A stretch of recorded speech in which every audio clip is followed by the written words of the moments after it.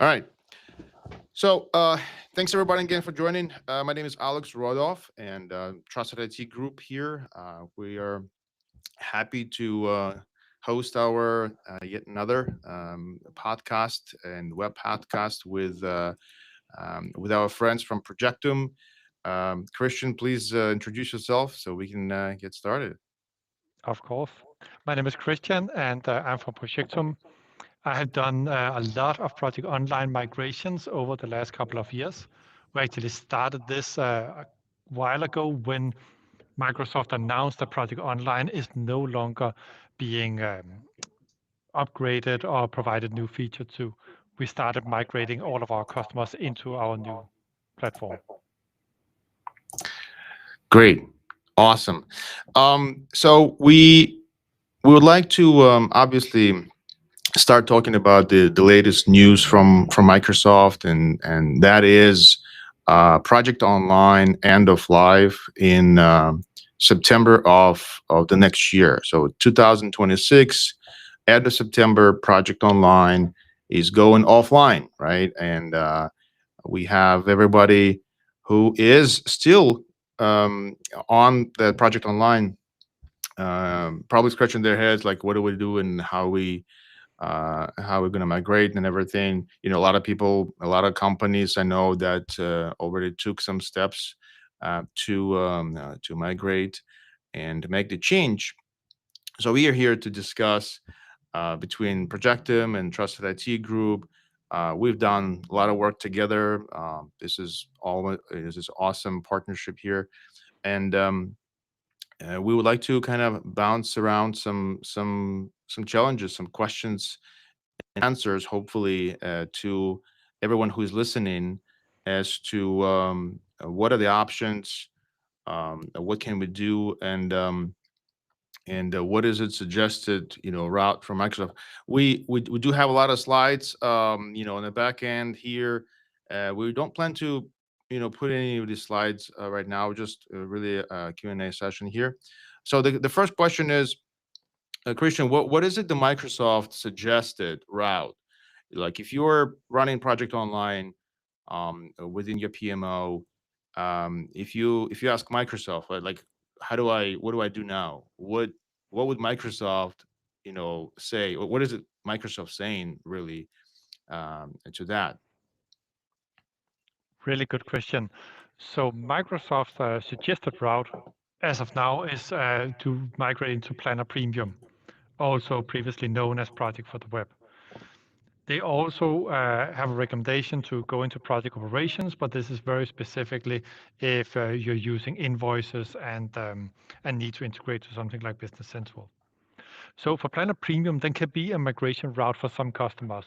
If you don't have those advanced planning on portfolios, programs, and so on, then you can easily go into the Planner ecosystem. And it could be a good option for some, but most of the customers that we talk to are enterprise customers, and they have need to support their stage gate model, to support their business rules, and maybe also have more advanced security requirements. And for them, Planner is not an option. I see. So, what is that? What would that be? The threshold? Like, at which point the planner is not enough, right? Like, I know the planner is like accidental. Microsoft like to call it, occasional project manager or accidental project manager.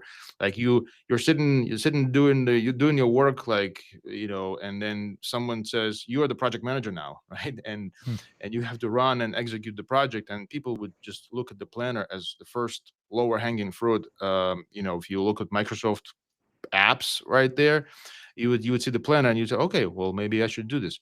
So when is the planner becomes not enough? So Planner in itself is just a planning tool. Most people know it from the Kanban board, which is a really nice layout, really easy to use. And there's also the schedule engine.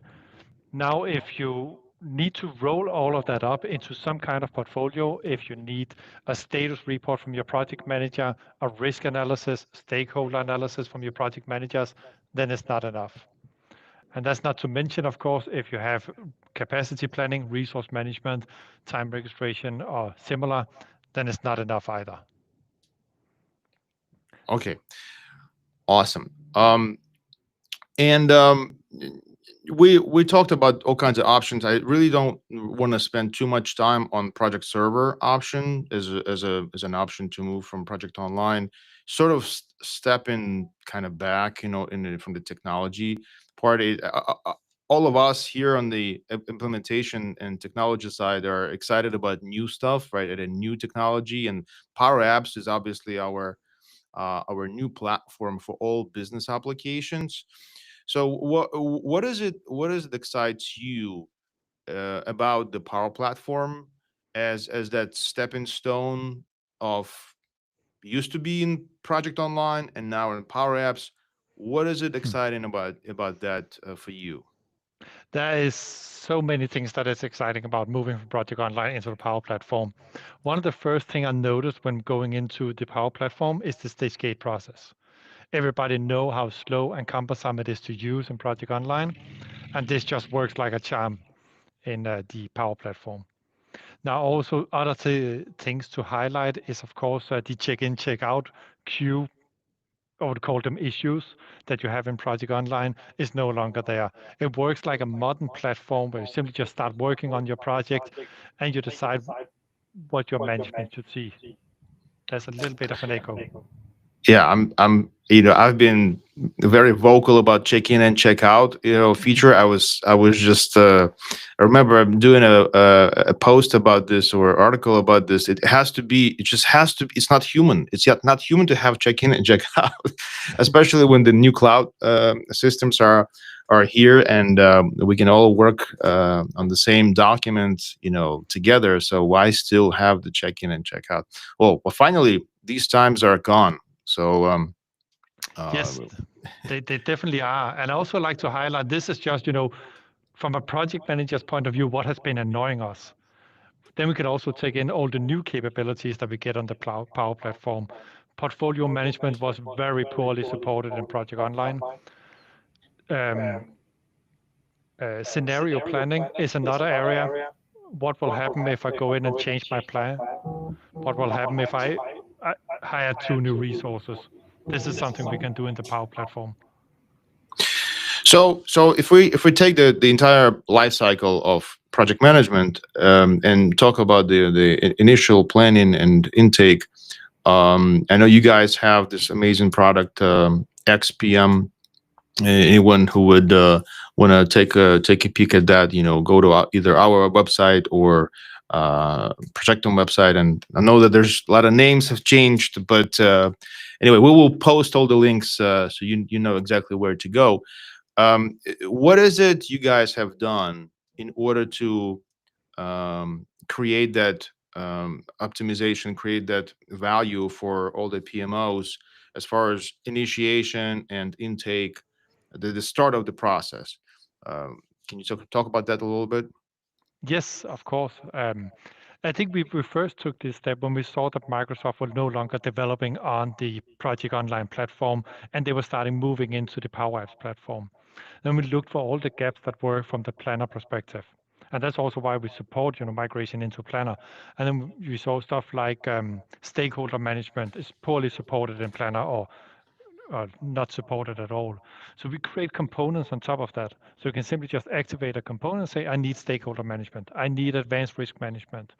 I need to do advanced roadmap, which is a very nice feature that we have, that you can go in and take from multiple plans, show them in a roadmap, report to management, report to the rest of the organization. What are the dependencies between our projects? What is the current budget? Are we overspending on our budgets? And then also the reporting capability, having the capability to report up across the projects and setting budgets top down on the portfolio. So you can both do your bottom up analysis on what is your business case for your project, and you can tell the portfolio managers to do the top down planning. Then you can see if they're actually meeting each other, or if they're missing projects or running too many projects in their departments. Yeah, a lot of times when I talk to my friends or talk to someone who is not in this space, like, what do you do? And then I start to explain, I'm doing project management. type of work and consulting and training and implementation. It's very, very hard to explain. And a lot of times people think about, oh, project management is just, running schedules and doing things like running a project. But in reality, there's a lot more complex portfolio and governance. As far as governance and having those stages and running security and governance process, how is it different from Project Online and now in Power Apps? So I think in Project Online, we have to do a lot of hoops and loops to actually get the governance implemented. In the Power Platform, we have something called workflows and business rules, where we can simply just say, if you are in this part of the department, this is what you should fill out. These are the fields that are required to you. If you choose to not have a project manager, but have your portfolio manager run the projects, then there are some other requirements that you need to apply to it. If you are in a certain stage, we might only present certain information to you. So if you're in the initiation stage, we don't show you how to, follow up on the budget, follow up on the business case. We only show that when you are in the stage where that makes sense. We also have a lot of information about approvers. And checklists that we need to check before we move into a certain stage. So let's say that you are right before going into the planning mode or going into execution. Then we have a stage where we show exactly who needs to approve it, when do they need to approve it, what are the checklists that needs to be completed before we can move into the execution phase. Making it very intuitive for the project manager to see what do I need to do in order to follow the right governance. Awesome. Thanks, Christian. I think there's a lot of use for this information. I think a lot of people are trying to understand what is it different in Project Online and Power Apps and XPM solutions specifically. So if we talk about the metadata, and Project Online, we know has project metadata, task metadata, resource metadata, assignments metadata too, right? What how are we improving in Power Apps? What is it improved in Power Apps comparing to Project Online? So we could look at this from a technical perspective or from a project manager's perspective. I think from a project manager's perspective, you're no longer meeting these limitations that you saw in Project Online. You can only have, I think it's 5,000 projects or 2,000 projects. It is with sites. You don't no longer have those limitations to how many custom fields you can have on tasks. And you and we have not unlimited, but close to unlimited calculated fields and roll-up fields, which is a new thing, I think, compared to Project Online. You could not roll data up because there was basically just one level. That was the project and the tasks. Now we can roll up data, so we can tell the system exactly how we want to roll up the progress on the project, the accumulated remaining work, the planned work, obviously, and the assignments. Did you guys start using the field-based security and masking of the sensitive data based on variables during the governance lifecycle?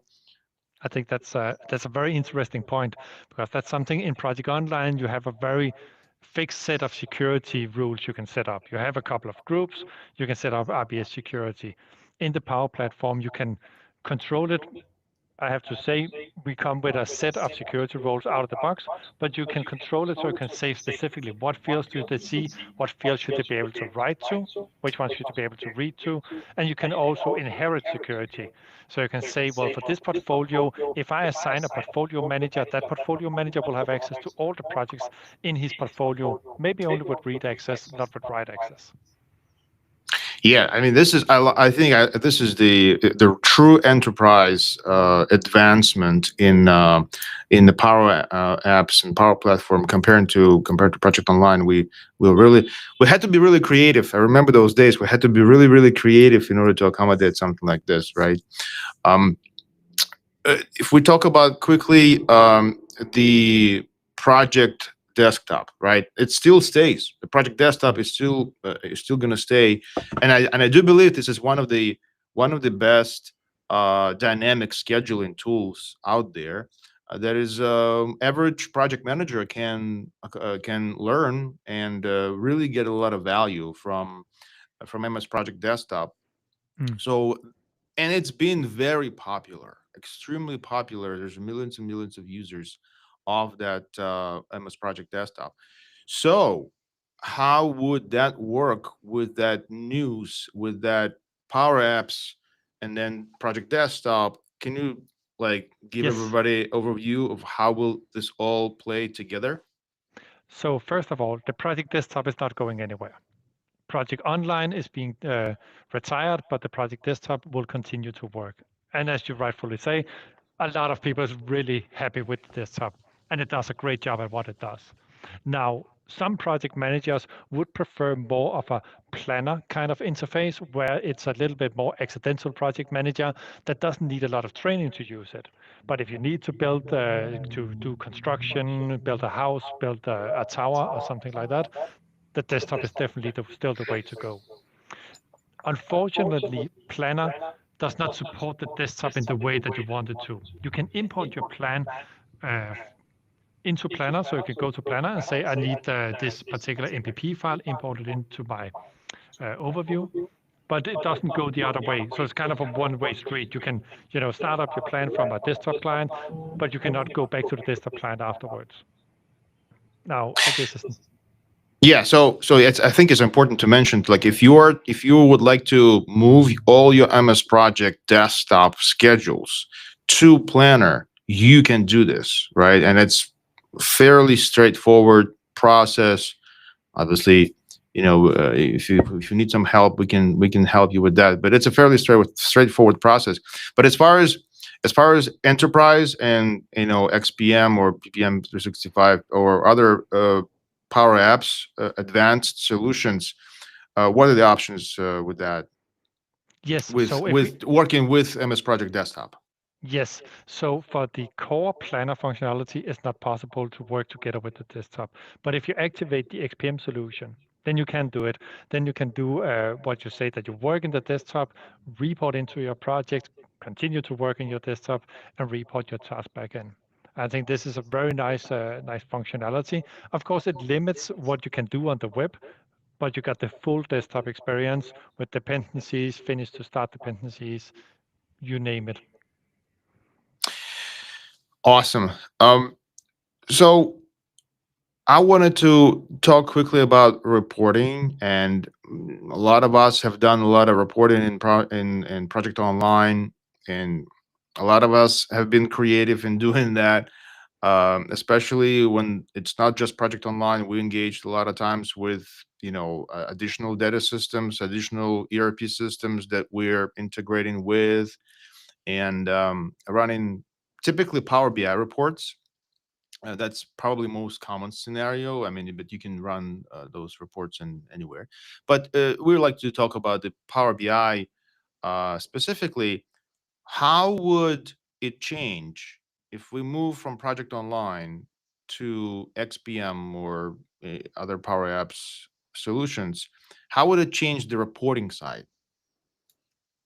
So if you move into the XPM solution, then we have something called the Power Hub, which basically takes a snapshot of all data in the system whenever you change it. So you not only get, the same reports and better reports, but you also get historic trend analysis on your data.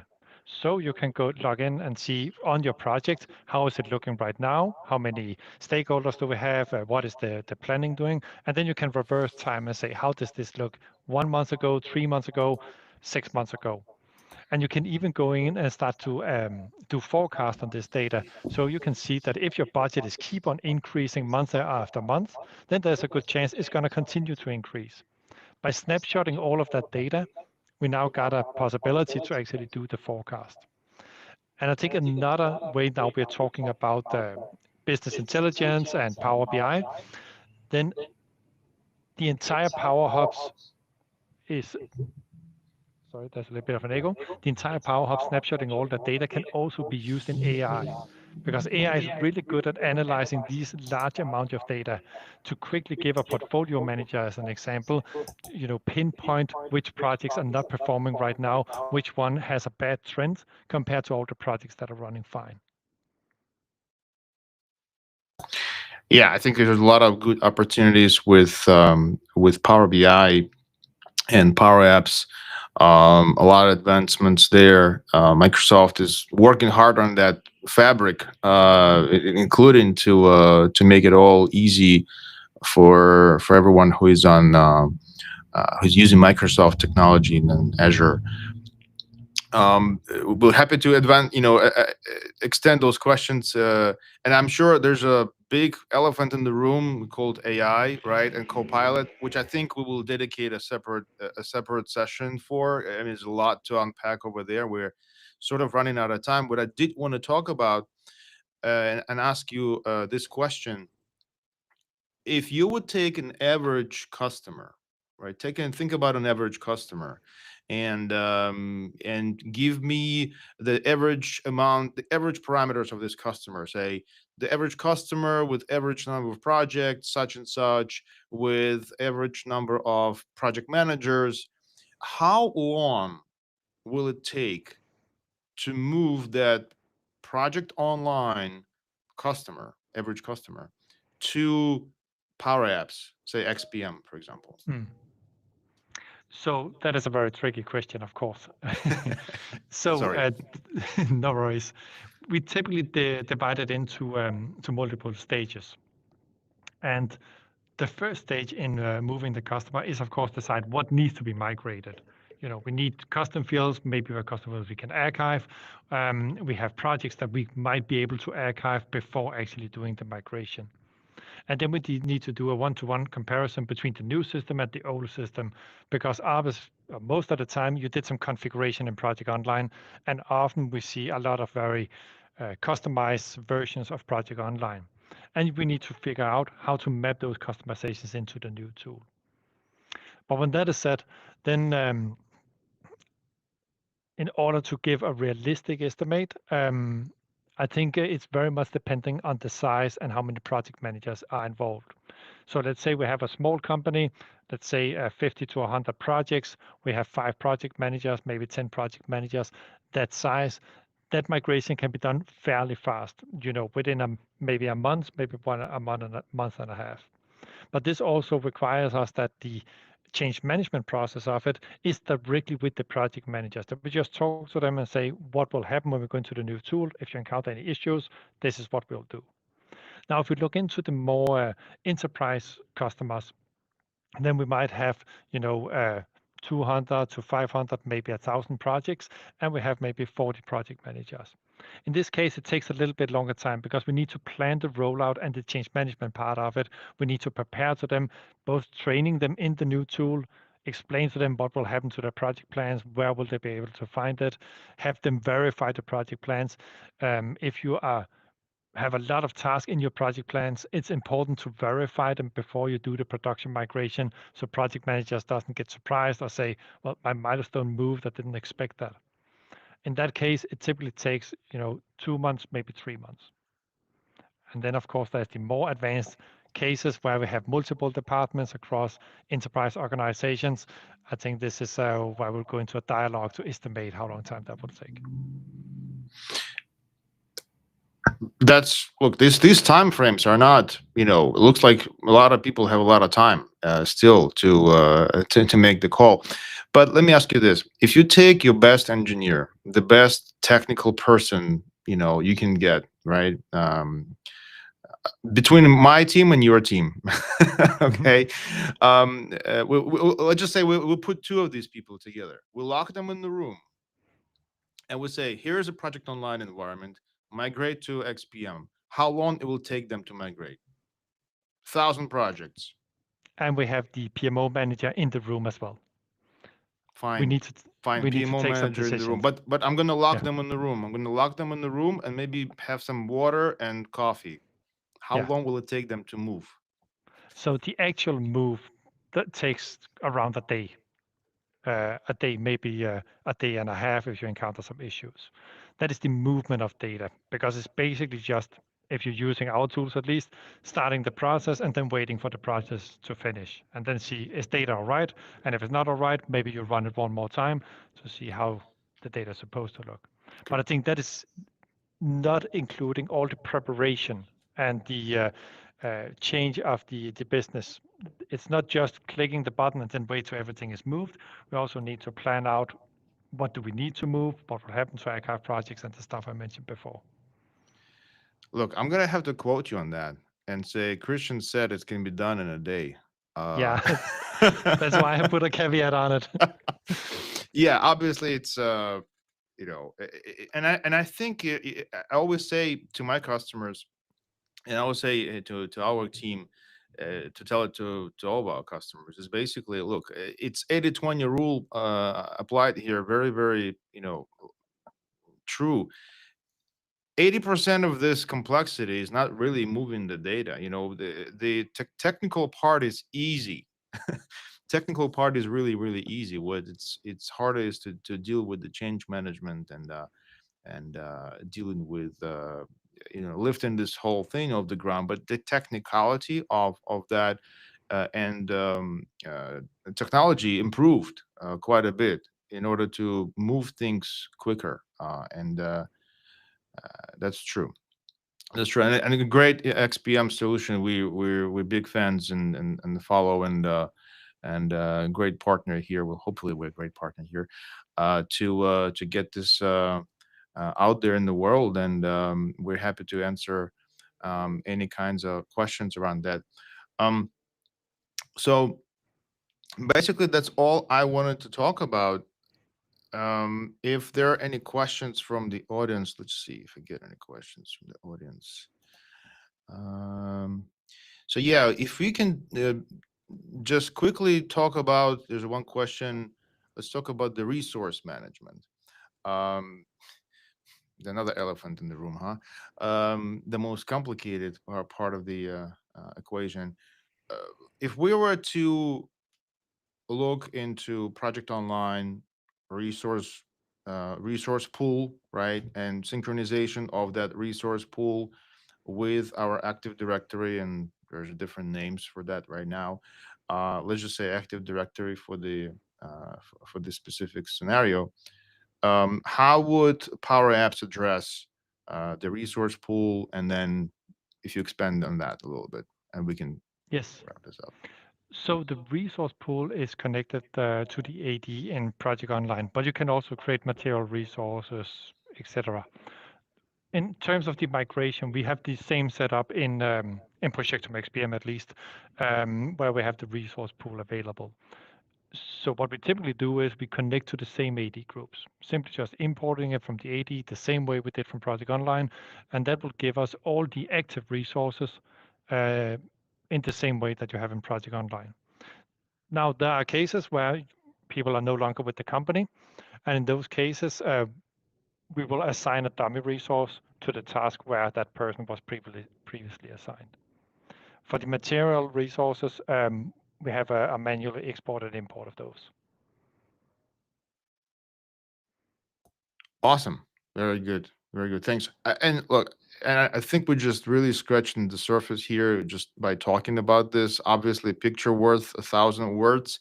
And if anyone would like to see any of those pictures and screens and any of these tools in action, please feel free to reach out. We'll be happy to jump on a call and show you everything that we talked about. Christian, thank you so much for joining us today. And I know there's some news in Projectum that is out there. We'll have another reason to talk about this. I want to thank everybody who is watching live right now, and I appreciate everybody stopping by.